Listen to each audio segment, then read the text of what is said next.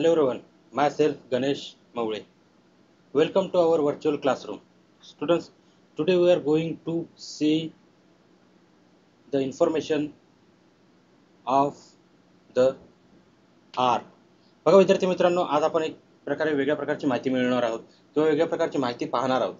म्हणजे वेगवेगळ्या कला असतात, त्या कलांमधून काय काय विचार प्रकट होणारे असतात. तर अशाच आपल्याला एक थोर अशा मोठ्याच्या कलाकाराची आणि त्याच्या कलेची आज आपल्याला माहिती घ्यावायची आहे. तर विद्यार्थी मित्रांनो, पहिले बघा तुमच्या स्क्रीनवर तुम्हाला दिसत असेल वेगवेगळ्या प्रकारचे इमेजेस आहेत का, ज्याच्यामध्ये वेगवेगळ्या प्रकारचे आकार आहेत, वेगवेगळ्या प्रकारची रंगसंगती आहे, वेगवेगळ्या प्रकारचे भौमितिक रचना दिसतात. त्याच्यामध्ये वर्तुळ आहे, चौरस आहे, त्रिकोण दिसतोय तुम्हाला, बिंदू आहे, रेषा आहेत. तर ही एक कला आहे आणि या कलेतूनच आपल्याला वेगवेगळ्या प्रकारचे ज्ञान मिळते. म्हणजे आता समोरच्या व्यक्तीने जर बघितलं, अरे काय हे वेगळं दिसतंय, हे काय चित्र आहे का, परंतु हे अशा प्रकारचे चित्र आहे का ज्यातून खूप असा गहन विचार समोर येतो. तर ही एक वेगळ्या प्रकारची कलाकृती आहे.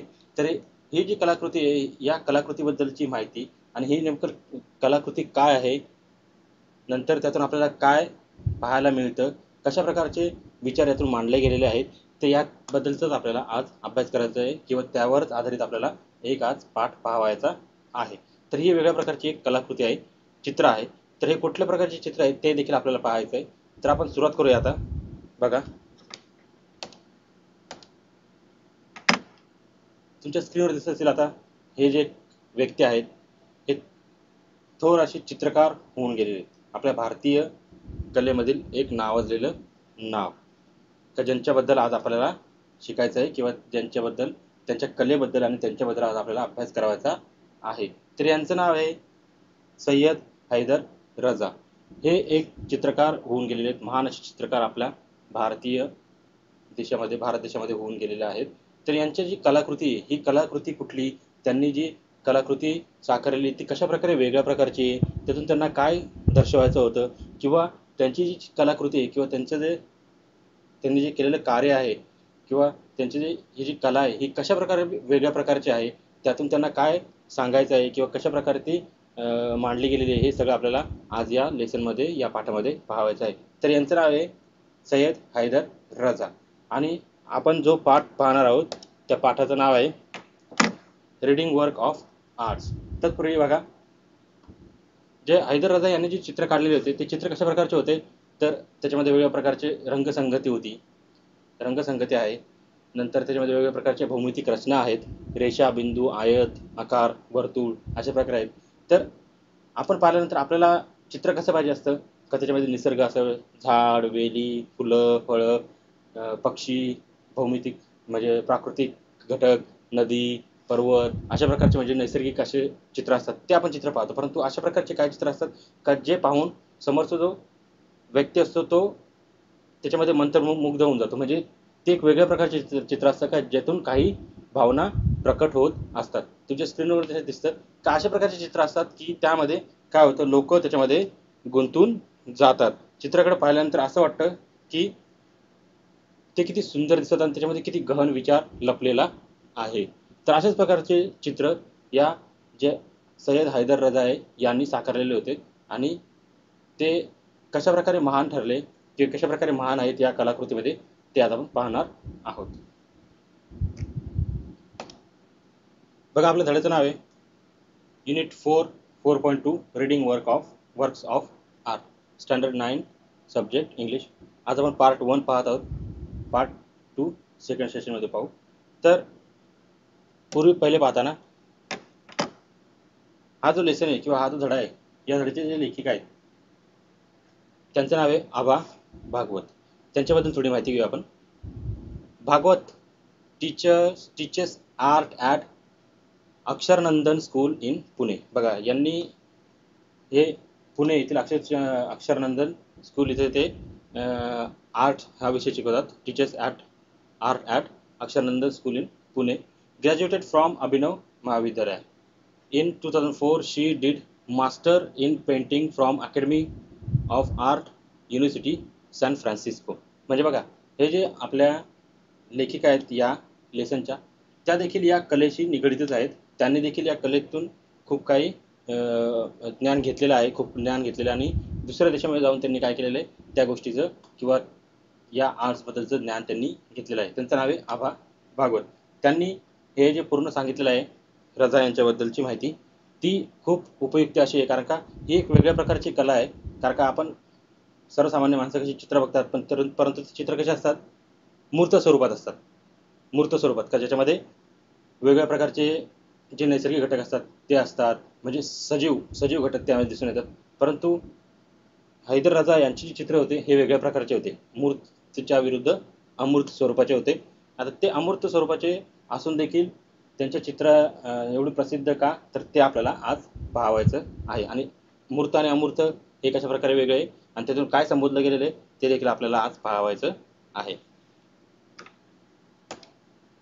हे बघा, ज्यांच्याबद्दल आपण माहिती पाहणार आहोत, सय्यद हैदर रजा. तर यांच्या ज्या पेंटिंग्स आहेत ते तुमच्या आता स्क्रीनवर दिसतात.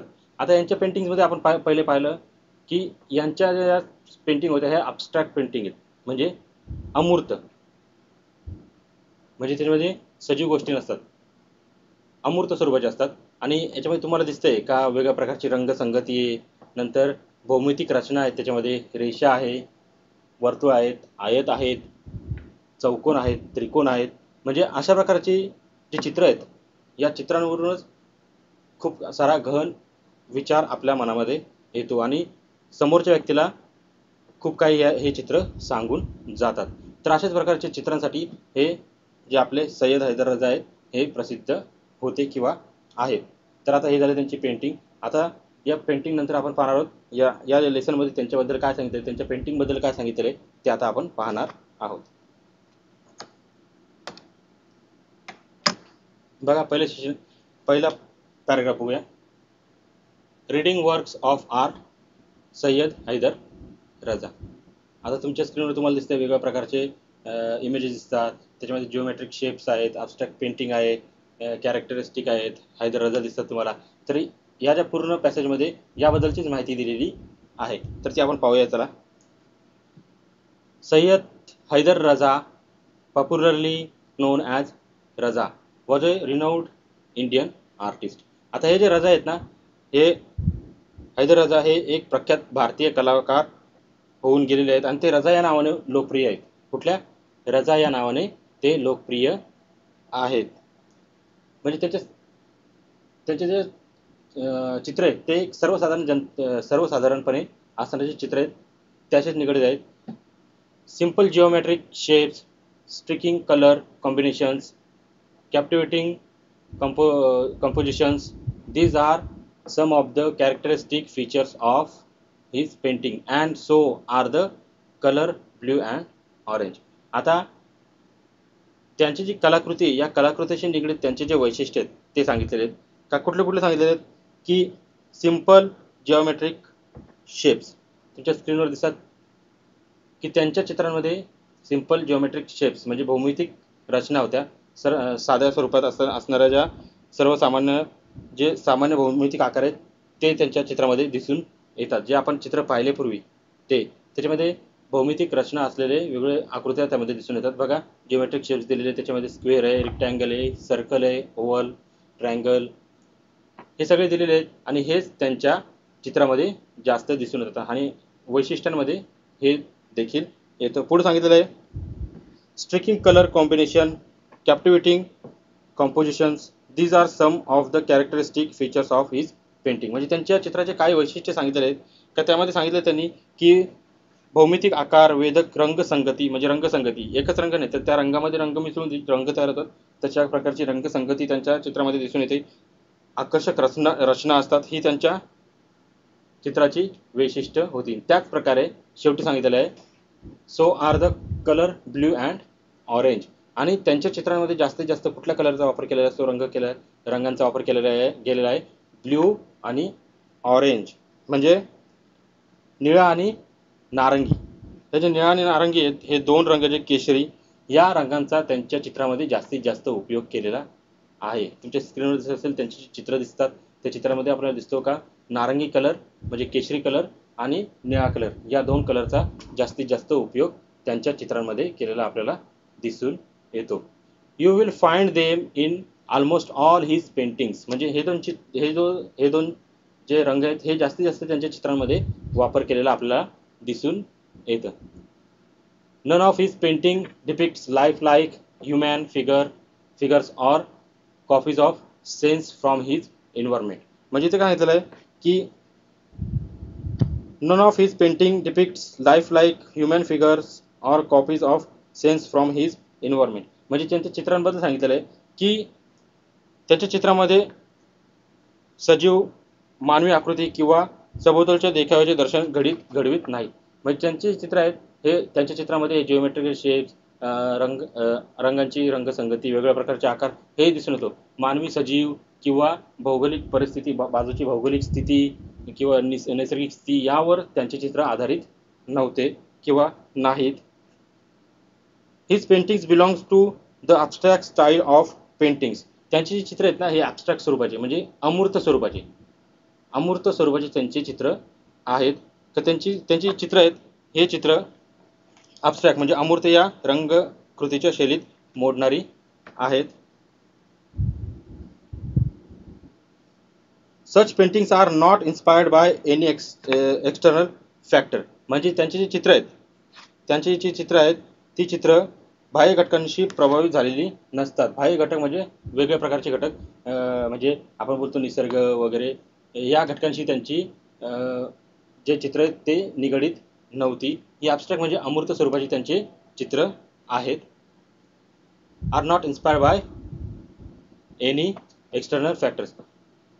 They originate when the artist try to peep into his own inner mind.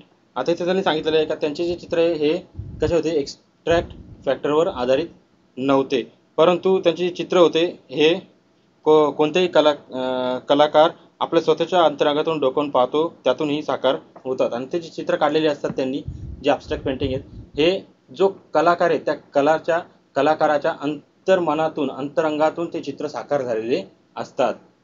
म्हणजे त्याच्या ज्या भावना आहेत त्या भावना या चित्रामधून ते रेखाटत असतात. They are made by arranging circles, triangles, square, rectangles, line, dots in different compositions using effective technique of applying paint, attractive color combination, achieving balance in some places and creating imbalance in other places. बघा आता त्यांनी सांगितलं त्यांच्या चित्राबद्दल सांगितलं का अशा प्रकारचे चित्र असतात जे ॲब्स्ट्रॅक्ट पेंटिंग असते. याच्यामध्ये नेमकं काय सांगितलं त्यांनी की they are made by arranging circles म्हणजे जे जिओमेट्रिकल शेप्स असतात त्यांचा वापर करून, triangles, squares, rectangles, line, dot म्हणजे रेषा, नंतर बिंदू, in different compositions using effective technique म्हणजे वेगळ्या प्रकारचे तंत्र वापरून किंवा वेगळ्या प्रकारचे मांडणी करून या सगळ्यांचा वेगवेगळ्या प्रकारची मांडणीतून तसेच अनेकविध रंग, आकर्षक रंगसंगती, जागेचे काही ठिकाणी सुयोग्य संतुलन साधणे आणि काही ठिकाणी असमतोल निर्माण करणे यासारखी प्रभावी तंत्राचा वापर करून तयार केलेली असतात. म्हणजे ॲब्स्ट्रॅक्ट पेंटिंग नेमकं काय तर ॲब्स्ट्रॅक्ट पेंटिंगमध्ये नेमकं जो कलाकार ही कलाकृती निर्माण करत असतो तर त्याच्या मनातील जे अंतर्भाव आहेत ते त्या चित्रामध्ये उतरून येतात. आणि त्याच्यामध्ये जास्तीत जास्त वापर हे भौमितिक ज्या आकृत्या आहेत वर्तुळ, रेषा, बिंदू, त्रिकोण, चौकोन, आयत यांचा वापर करून आणि वेगवेगळ्या प्रकारच्या रंगसंगतीचा वापर करून काही ठिकाणी जागांचा म्हणजे जे ठिकाण आहेत त्यांचा सुयोग्य संतुलन राखून, काही ठिकाणी असंतुलन राखून वेगळ्या प्रकारची एक मांडणी करून अशा प्रकारचे चित्र तयार केलेले असतात. आणि त्यातूनच काय होतं तर एक वेगळ्या प्रकारचे चित्र तयार होतं का ज्यामध्ये त्या कलाकाराच्या अंतर्मनातील ज्या भावना आहेत त्या त्याच्यामध्ये उतरवलेल्या असतात. तर बघा विद्यार्थी मित्रांनो आपण याच्यामध्ये पाहिलं का रजा यांच्या पेंटिंग्स कशा आहेत, त्याचे फीचर्स काय आहेत, म्हणजे त्यांचे जे पेंटिंग्स आहेत ॲब्स्ट्रॅक्ट पेंटिंग याचे वैशिष्ट्य काय ते आपण पाहिले. बघायचे तुमच्या दिसतेमध्ये देखील characteristic features of Raza's painting त्याच्यामध्ये सांगितलेलं आहे का कशा प्रकारचे त्यांच्या ज्या पेंटिंग्स आहेत त्याचे वैशिष्ट्य काय ते आपण पाहिलेलं आहे. याच्यामध्ये ते देखील तुमच्या स्क्रीनवर एका इमेजेसमध्ये दिलेलं आहे. म्हणजे या पूर्ण पॅराग्राफमध्ये आपण त्यांच्या जी पेंटिंग कशा प्रकारचे ते पेंटिंग करत होते त्याच्यामध्ये कशा प्रकारचा वापर कुठल्या गोष्टींचा वापर करत होते त्याचे वैशिष्ट्य काय ते आपण या पॅराग्राफमध्ये पाहिलेलं आहे. आता पुढे जाऊया आपण.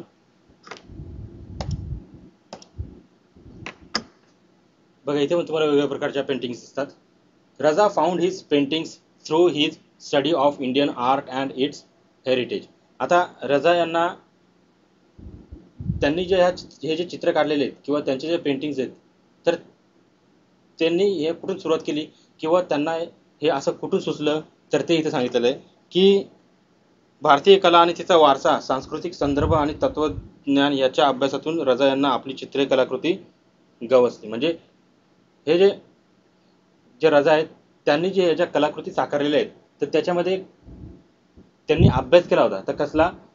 Indian art and it's heritage, cultural context and philosophy. म्हणजे वेगवेगळ्या प्रकारच्या भारतीय कलांचा, वारसांचा, नंतर वेगळं सांस्कृतिक संदर्भ, तत्वज्ञानाचा अभ्यास करून नंतर त्यांनी त्यांच्या या पेंटिंग्स उतरवलेल्या आहेत. His pictures seem to relate peace and life at the same time. आता त्यांच्या चित्रामध्ये नेमकं काय दिसून येतो, तर त्यांच्या चित्रामध्ये एकदमच शांतता आणि सजीवता या दोन्हींचा मेळ दिसून येतो. We realize that the painting is a visible from of very deep thought. आता मग सांगितल्याप्रमाणे का ह्या ज्या कलाकृती आहेत किंवा ही जी कला आहे किंवा हे जे चित्र असतात अशा प्रकारचे अमूर्त स्वरूपाचे, ॲब्स्ट्रॅक्ट स्वरूपाचे, त्याच्यामध्ये जो चित्रकार असतो ते चित्रकाराचे जे अनुभव किंवा त्याच्या अंतर्मनातील ज्या भावना आहेत त्या चित्रामध्ये उतरवलेल्या असतात आणि त्या खूप काही सांगून आपल्याला जातात.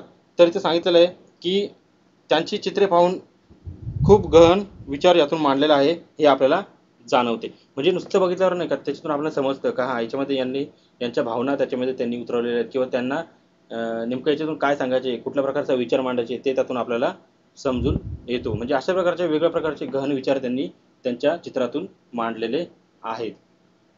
Very few abstract paintings communicate with the viewers as much as Raza's do. आता तुमच्या स्क्रीनवर दिसतात की लोक चित्र बघायला येतात किंवा पेंटिंग्स बघायला येतात, तर त्यांना त्या पेंटिंग्सबद्दलची माहिती सांगितली जाते का नेमकं त्या पेंटिंगमधून काय त्यांना सांगायचं आहे किंवा त्यातून त्यांना काय सजेस्ट करायचे, कुठल्या प्रकारच्या भावना त्यांनी त्यांच्यामध्ये उतरवलेल्या आहेत, त्या कुठल्या प्रकारचे विचार, कुठल्या प्रकारचे थॉट्स त्याच्यामध्ये त्यांनी उतरवलेले आहेत हे सांगताना तुम्हाला दिसत आहेत. म्हणजे चित्रकाराने जे चित्र काढले त्यातून त्याला नेमकं काय सांगायचं आहे हे त्यातून आपल्याला दिसून येतं.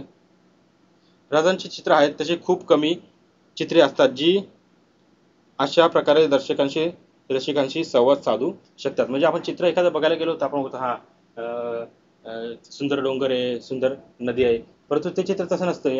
हे जे आपले रजा आहेत त्यांचे चित्र आहे ते वेगळ्या प्रकारचे चित्र आहे का ते पाहिल्यानंतर आपल्याला त्यामध्ये आपण अडकून जातो आणि त्यातून आपल्याला वेगवेगळ्या प्रकारचे विचार येतात, वेगवेगळ्या प्रकारचे घन विचार आपल्यामध्ये येतात का हे अशा प्रकारे असू शकतो, हे अशा प्रकारचं आहे, हे अशा प्रकारचं देखील असू शकतं का.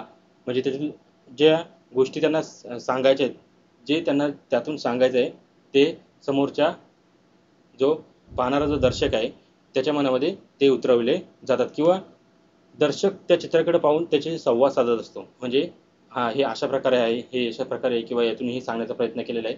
तर अशा प्रकारचे रजा यांच्या या पेंटिंग्स, ॲब्स्ट्रॅक्ट पेंटिंग आपल्याला पाहावयास मिळतात. आता हे पेंटिंग्स बद्दल झालं. आता आपण रजा यांच्या जीवन प्रवासाबद्दल बघूया. म्हणजे त्यांचं जन्म, नंतर त्यांनी शिक्षण कुठे घेतलं, त्यांनी कशा प्रकारे आपली जी कला आहे ही कशा प्रकारे खूप पुढे नेली, नंतर त्यांनी कशा प्रकारे कुठल्या ठिकाणी त्यांचं शिक्षण घेतलं, कशा प्रकारे त्यांना ते प्रसिद्ध झाले, कशा प्रकारे त्यांना वेगवेगळ्या प्रकारचे अवॉर्ड्स मिळालेले आहेत आणि त्यातून त्यांनी कशा प्रकारे आपले विचार मांडलेले आहेत हे आता या पॅराग्राफमध्ये आपण पाहणार आहोत. तर बघा, रजा was born in a small village in Madhya Pradesh.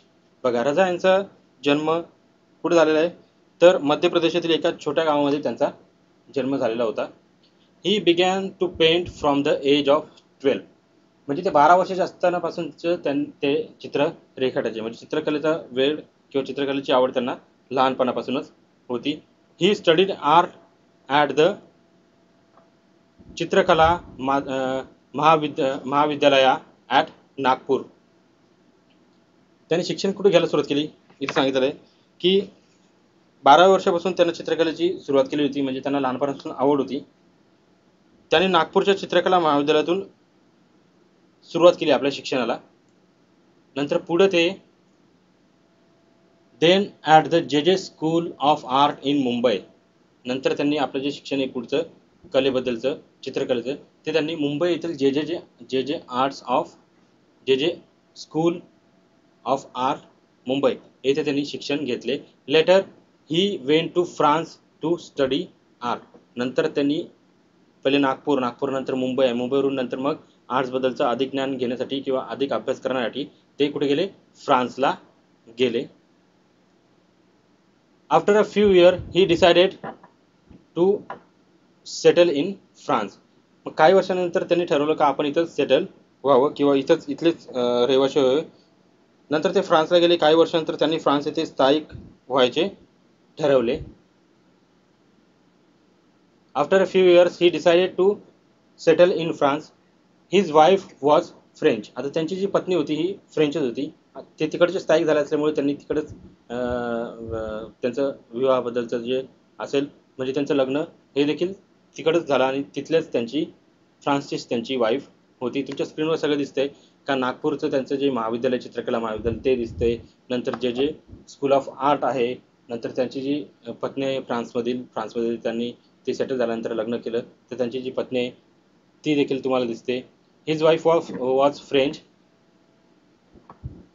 He won many national and international awards. बघा त्यांच्या कलाकृतीमधून खूप काही साकार झालेले किंवा खूप काही सांगितलं गेलेलं आहे आणि त्यांची कलाकृती एवढी प्रसिद्ध झाली का त्यांना वेगवेगळ्या प्रकारचे राष्ट्रीय आणि आंतरराष्ट्रीय पुरस्कार देखील प्रदान करण्यात आलेले आहेत. आता त्यामध्ये बघा कोणकोणते आहेत. He was honoured with all the 3 Padma awards. बघा भारतातील जे महत्त्वाचे जे 3 अवॉर्ड्स आहेत पद्म अवॉर्ड्स, ते अवॉर्ड्स त्यांना देण्यात आलेले आहेत. भारतातील जे मोठे जे अवॉर्ड्स आहेत त्यांना जे पद्म अवॉर्ड आहेत ते पद्म अवॉर्ड देखील त्यांना बहाल करण्यात आलेले आहेत किंवा देण्यात आले आहेत. त्याच्यामध्ये पद्मश्री, पद्मभूषण आणि पद्मविभूषण म्हणजे हे तिन्ही जे पद्म अवॉर्ड आहेत हे त्यांना देण्यात आलेले आहेत किंवा त्यातून त्यांना गौरवण्यात आलेले आहेत. With all the awards and honour his paintings were exploring a spiritual methodological path.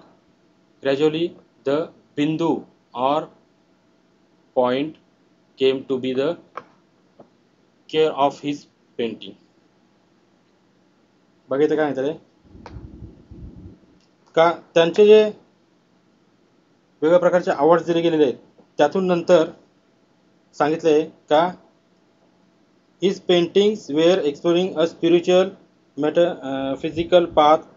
Gradually the bindu or point came to be the core of his painting. आता त्यांच्या पेंटिंगचं नेमकं गाभा म्हणजे त्यांच्या पेंटिंगचा नेमकं विषय महत्त्वाचा विषय कुठला आहे ते इथे त्यांनी सांगितलेलं आहे की ते सर्व पुरस्कार सन्मानाबरोबर त्यांची चित्रे आध्यात्मिक, तात्विक आणि जे तात्विक मार्ग आहेत ते धुंडाळणे किंवा त्यातून कोणत्या प्रकारचे तत्व बाहेर येतात ते सांगणे. नंतर हळूहळू बिंदू म्हणजे ठिपका हा त्यांच्या चित्राचा केंद्रबिंदू झाला. बघा त्यांच्या चित्रामध्ये प्रत्येक चित्रामध्ये एक बिंदू असायचा म्हणजे गाभा एक घटक होता बिंदू का जो एक महत्त्वपूर्ण बिंदू होता का जो केंद्रबिंदू नंतर म्हणून त्यांच्या चित्रामध्ये पुढं आला. पुढे त्यांनी सांगितलेलं आहे की त्यांच्या मनातील त्यांनी भावना प्रकट केलेल्या आहे. He describe his work in these words. त्यांनी त्यांच्या कार्याबद्दल म्हणजे त्यांचे जे कार्य आहे हे ज्या आर्ट्स आहे यांच्याबद्दल त्यांनी त्यांचं स्वतःचं मत काय व्यक्त केलेलं आहे ते बोलले. त्यांचं म्हणणं असं आहे my work is my own inner experience and involvement with the mastery of nature and for which is express in colour, line, space and light. आता त्यांनी त्यांच्या कलेबद्दल सांगितलेलं आहे त्यांचा अनुभव किंवा त्यांच्या कलेबद्दलचं त्यांचे जे विचार आहेत ते त्यांनी सांगितलेलं आहे का त्यांची जी कला आहे याबद्दल सांगताना ते बोलतात की त्यांची जी कलाकृती म्हणजे माझी ही कलाकृती माझी आंतरिक अनुभूती म्हणजे त्यांना जे अनुभव आलेले आहेत त्या अनुभवावर आधारित त्यांची ही जी कला आहे ती आधारित आहे. निसर्गातील गूढता व त्याची अनेकविध रूपे यांच्याशी असलेले माझे नाते, म्हणजे निसर्गातील जे घटक आहेत त्या घटकांशी त्यांचे वेगळ्या प्रकारे एक नातं आहे.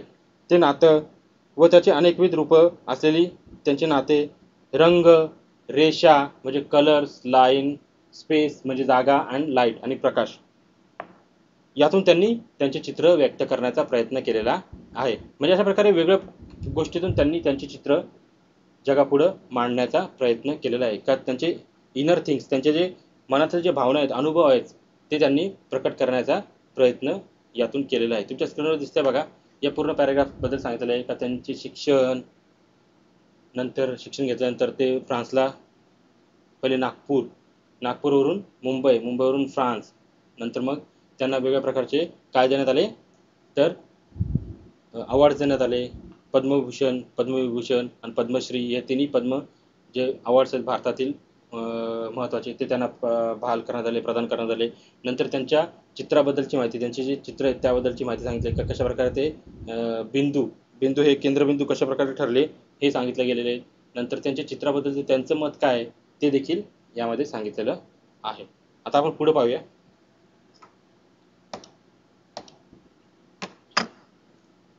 आता इथे तुम्हाला दिसते का कशा प्रकारे गुंतागुंतीची चित्र आहेत. तुमच्या स्क्रीनवर दिसतात गुंतागुंतीची चित्र. हे चित्र जरी गुंतागुंतीचे असले तरी पण त्यातून खूप काही सांगण्याचा प्रयत्न केला जातो. इथं तेच सांगितलेलं आहे. Sometimes an artist thoughts appear to be too complex और even complicated when they are express through words. आता ते काय सांगितलं बघा की कलाकाराचे विचार शब्दातून व्यक्त होतात तेव्हा ते कधी कधी खूप क्लिष्ट किंवा गुंतागुंतीचे वाटतात. आता एखादा कलाकार असेल आणि त्यांनी शब्दातून काय सांगण्याचा प्रयत्न केला तर ते खूप असे गूढ वाटतात किंवा क्लिष्ट वाटतात किंवा गुंतागुंतीचे वाटतात. परंतु चित्र असे असतात का चित्र बोलके असतात का चित्रातून आपल्याला समजून जातं का नेमकं कलाकाराला नेमकं आपल्याला काय सांगायचं आहे. For him the effective medium of communication is his work, his paintings. त्यांच्यासाठी त्यांची चित्रे हेच त्यांचे संवादाचे प्रभावी माध्यम होते. म्हणजे ते काय म्हटलेलं आहे की एखादा कलाकार आहे, या कलाकाराला जर शब्दातून त्यांनी काही व्यक्त करण्याचा प्रयत्न केला तर ते कधी कधी कठीण वाटतं, गूढ वाटतं, गुंतागुंतीचं वाटतं. परंतु त्याच्या ज्या भावना आहेत त्या भावना समोरच्याला समजवण्यासाठी त्यांची जी पेंटिंग्स असते ही महत्त्वाची ठरते. म्हणजे त्यांना नेमकं काय सांगायचं आहे, त्यातून काय प्रकट करायचं आहे किंवा काय विचार मांडायचे हे त्यांना त्यांच्या चित्रातून योग्य प्रकारे मांडता येतात आणि त्यांचे चित्रच त्यांना त्यासाठी म्हणजे चित्रातूनच त्यांच्या भावना लोकांपर्यंत पोहोचवल्या जातात. Raza had great creativity. His paintings are very expressive. म्हणजे बघा इथे काय म्हणतात का रजा अतिशय सर्जनशील होते. म्हणजे ते ना नेहमी वेगळ्या प्रकारचे प्रयोग करून पाहायचे, म्हणजे वेगळ्या प्रकारचे चित्र ते रेखाटायचे. त्यांची चित्र खूप बोलकी व्यक्त होणारी असतात. त्यांचे जे चित्र होते हे खूप एक्सप्रेसिव्ह, म्हणजे त्यांच्या जे चित्रातून खूप काही असं मांडलं गेलेलं असायचं किंवा खूप काही बोलकी होती.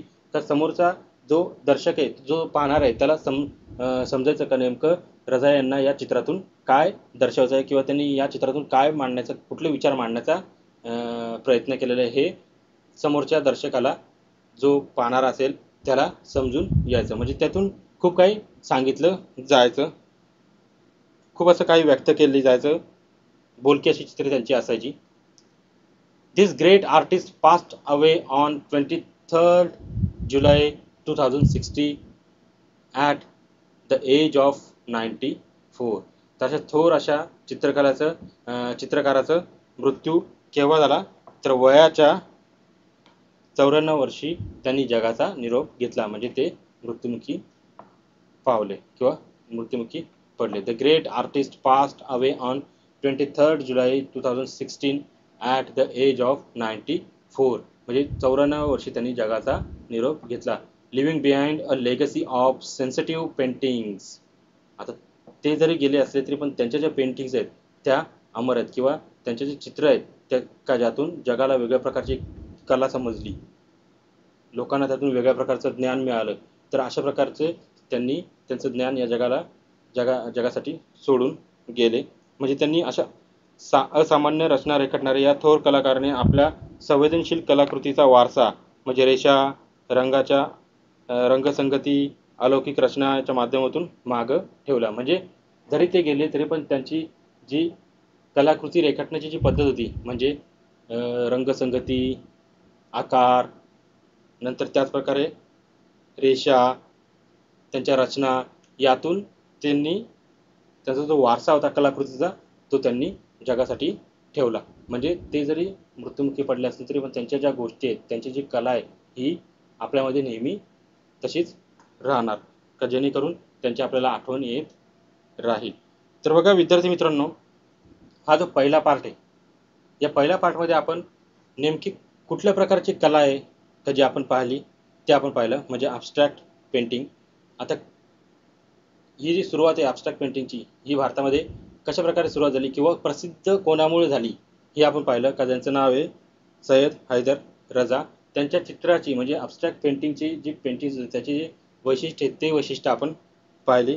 त्याचप्रमाणे त्याच्यामध्ये नेमकं कशा प्रकारे कोणकोणत्या गोष्टी असतात किंवा कोणकोणते जे वैशिष्ट्य सांगितले आहेत त्याच्यामध्ये आपण बघितलं का भौमितिक आकार वेगवेगळ्या प्रकारचे, रंगसंगती, हे सगळ्या गोष्टी त्यांच्या चित्रामध्ये आपल्याला पाहायला मिळतात. कोणत्या प्रकारचे कलर त्यांनी जास्तीत जास्त वापरले गेलेले आहेत ते देखील सांगितलं गेलेले आहे. नंतर पुढं आपण पाहिलं का त्यांचे जे चित्र आहेत हे काय दर्शवतात किंवा त्यांनी काय मांडण्याचा प्रयत्न केलेला आहे या चित्रातून ते देखील आपण पाहिलं. म्हणजे ओव्हरऑल या फर्स्ट पार्टमध्ये आपण त्यांची चित्रकला, त्यांची जीवनपद्धती म्हणजे त्यांचा जीवन प्रवास, त्याचा जन्म, त्याचं शिक्षण, नंतर ते कशाप्रकारे त्यांनी ही कला अवगत केली, नंतर ही कला कशाप्रकारे जगप्रसिद्ध झाली, नंतर त्याचप्रमाणे एक ते थोर म्हणजे महान असे चित्रकार कशाप्रकारे झाले, त्यांना यातून कोणकोणत्या प्रकारचे पुरस्कार देण्यात आले, त्यांचे विचार काय आहेत, त्यांनी कशाप्रकारे आपले विचार, आपल्या अंतर्मनातील विचार कशाप्रकारे या चित्रातून मांडले गेलेले आहेत ते देखील सांगितलं गेलेलं आहे. त्यांचं स्वतःचं मत त्यांच्या या कलेबद्दल काय ते देखील आपण पाहिलेलं आहे. तर या पहिल्या पार्टमध्ये आपण हैदर रजा, सय्यद हैदर रजा यांच्याबद्दल आपण माहिती घेतलेली आहे. सेकंड पार्टमध्ये आपण अजून वेगळ्या प्रकारचे आर्ट्सची म्हणजे वेगळ्या प्रकारच्या कलांची माहिती घेणार आहोत. तत्पूर्वी आता याच्यामध्ये काही प्रश्न उत्तर आहेत ते बघूया आपण. या फर्स्ट पार्टमध्ये आपल्याला पूर्णपणे हे जे सय्यद हैदर रजा यांच्याबद्दलचीच माहिती आपल्याला पाहायची होती आणि तीच आपण पाहिली. त्यांची कला, त्यांच्या कलेबद्दलचं ज्ञान, कशा प्रकारची कला त्यांना अवगत होती किंवा ही जी कला ही कशा प्रकारची आहे हे देखील आपण यामध्ये पाहिलं. बघा आपण हे जे सय्यद हैदर रजा यांच्या ज्या पेंटिंग्स बघितल्या त्या पेंटिंग्सचे जे वैशिष्ट्य आहेत ते इथं सांगितलेले आहेत. Characteristic features of Raza's painting. त्यामध्ये काय ॲब्स्ट्रॅक्ट स्टाईल म्हणजे अमूर्त स्वरूपाचे त्यांची चित्र असायचे. ब्ल्यू ऑर ऑरेंज कलर म्हणजे निळा आणि केशरी कलर यांचा जास्त वापर केलेला असायचा. सिंपल जिओमेट्रिकल शेप्स सामान्य भौमितिक रचना त्यांच्या चित्रांमध्ये दिसून यायची. स्ट्रिकिंग कलर कॉम्बिनेशन्स रंगसंगती एक वेगळ्या प्रकारची रंगसंगती दिसून येत होती.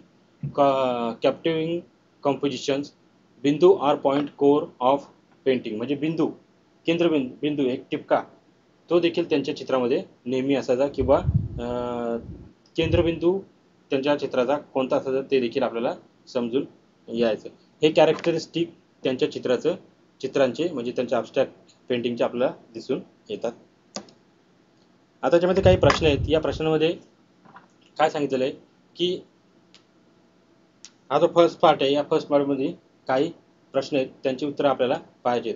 आता इथे दिलेले आहे spot the error in the spelling of the following words with reference to the passage and rewrite them correctly. आता तुम्हाला काय स्पेलिंग दिलेले आहेत. आता याच्यामध्ये उत्तर पण देखील दिले गेलेले आहेत. रॉंग स्पेलिंग दिलेले आहेत आणि तुम्हाला पॅसेजमधील ती स्पेलिंग कशाप्रकारे योग्य आहे ती तुम्हाला राईट स्पेलिंगमध्ये लिहायची आहे. तर हे व्यवस्थित बघून घ्या की रॉंग स्पेलिंगमध्ये कशाप्रकारे स्पेलिंग रॉंग लिहिलेली आणि राईट स्पेलिंग पॅसेजमध्ये कशाप्रकारे दिलेली ते देखील पहा. म्हणजे सांगितलं spot the error in the spelling of the following words with reference to the passage and rewrite them correctly. म्हणजे इथं सांगितलेलं आहे की तुम्हाला ज्या स्पेलिंग दिलेल्या आहेत त्या चुकीच्या आहेत. तर पॅसेजचा वापर करून तुम्ही जो आता पॅसेज आपण पाहिला फर्स्ट पार्ट त्याच्या जे स्पेलिंग आहेत तर त्यातील योग्य जी स्पेलिंग आहे ती त्याच्यासमोर लिहा. हा पहिला प्रश्न झाला. तर विद्यार्थी मित्रांनो, हे तुम्ही तुमच्या नोटबुकमध्ये लिहून ठेवा. जेव्हा तुम्ही हा व्हिडिओ पाहाल तेव्हा तुम्ही व्हिडिओ पाहून झाल्यानंतर पॉज करून हे तुमच्या नोटबुकमध्ये लिहून घ्या. Complete the following with reference to the passage. आता खाली काही वाक्य दिलेले आहेत ते तुम्हाला पूर्ण करायचे आहेत पॅसेजच्या माध्यमातून, जे आपण आता शिकलो त्याच्या माध्यमातून. राजाज painting do not depict life like human figure or copies of scenes from his environment. आता इथे दिलेले आहे का पहिला काय दिलं, राजाज पेंटिंग्स डू नॉट डिपिक्ट. आता राजा यांच्या ज्या पेंटिंग्स होत्या याच्यामध्ये काय नव्हतं, तर सजीव मानवी आकृती किंवा सभोवतालच्या देखाव्याचे दर्शन घडत नव्हते. म्हणजे वाक्य तुम्हाला पूर्ण करायचे का राजा यांच्या पेंटिंगमध्ये कुठल्या गोष्टी दिसून येत नव्हत्या, तर पॅसेजमध्ये काय दिलेलं आहे ते तुम्हाला लिहून ते वाक्य पूर्ण करायचे. Raza's paintings are done in the abstract style. तर अशा प्रकारचे हे जे प्रश्न आहेत हे प्रश्न तुम्ही तुमच्या नोटबुकमध्ये लिहून घ्या, का जेणेकरून तुम्हाला कळेल की कशा प्रकारचे प्रश्न यामध्ये विचारले गेलेले आहेत. आणि हे करण्यासाठी तुम्हाला पॅसेज पूर्ण वाचावं लागेल आणि त्यातूनच तुम्हाला हे वाक्य पूर्ण करता येऊ शकेल. पुढे बघूया. From the passage list the word related. आता तुम्हाला पॅसेजमधून अशा शब्दांची लिस्ट करायची का ज्याच्यामध्ये जिओमेट्रिक, कलर्स आणि डिझाईन. म्हणजे जिओमेट्रिक म्हणजे भौमितिक बद्दलचे जे रिलेटेड जे शब्द आलेले आहेत ते शब्द कोणकोणते आलेले आहेत या पॅसेजमध्ये, कलर्स कोणकोणते आलेले आहेत, डिझाईन कोणकोणते आलेले आहेत, हे तुम्हाला काय करायचे यामध्ये सांगायचं. ते लिहून दिलेलं बघा. जिओमेट्रीचं आपण बघितलं का याच्यामध्ये सर्कल्स आलेले आहेत, triangles, square, rectangles, line, dots, बिंदू, point, straight line, dotted line, curvy shapes. म्हणजे वेगवेगळ्या प्रकारचे जिओमेट्रिक ज्या शेप्स आहेत ते या पॅसेजमध्ये आलेले आहेत. म्हणजे जिओमेट्रिक वर्ड बद्दलचे जे रिलेटेड जे शब्द आहेत ते हे आहेत. नंतर कलर बघितलेत आपण, blue orange colour combination, paintings, pictures and shades. म्हणजे कोणकोणत्या कलरचा उल्लेख या पॅसेजमध्ये केलेला गेलेला आहे किंवा त्याच्याशी रिलेटेड जे शब्द आहेत ते लिहिलेले आहेत. आणि डिझाईन, रचना कोणकोणत्या आहेत, curvy shapes, life like human figures. म्हणजे अशा प्रकारे पॅसेजमधूनच तुम्हाला सगळ्या प्रश्नांची उत्तरं लिहायची आहेत. तर विद्यार्थी मित्रांनो, पूर्ण व्हिडिओ पाहून झाल्यानंतर पुन्हा एकदा तुम्ही पुस्तकातून हा पॅसेज पूर्ण वाचून घ्या, फर्स्ट पार्ट वाचून घ्या आणि जे प्रश्न दिलेले ते प्रश्न तुमच्या नोटबुकमध्ये लिहा आणि त्याचं वाचन करा, का जेणेकरून तुम्हाला कळेल का हां या प्रश्नाचं उत्तर या ठिकाणी तुम्हाला दिसलं होतं किंवा तुम्ही वाचलं होतं. तर जेणेकरून तुम्हाला काय होईल का प्रश्नाबद्दलची आणि त्याच्या उत्तराबद्दलची माहिती मिळेल आणि त्याचप्रमाणे तुम्हाला हा जो धडा आहे हा पूर्णपणे तुमच्या लक्षात राहील. तर आज आपण इथंच आपला हा या 4.2चा म्हणजे रीडिंग वर्क ऑफ आर्टचा पहिला पार्ट आपण इथंच संपवत आहोत. सेकंड पार्ट आपण दुसऱ्या सेशनला पाहणार आहोत. धन्यवाद.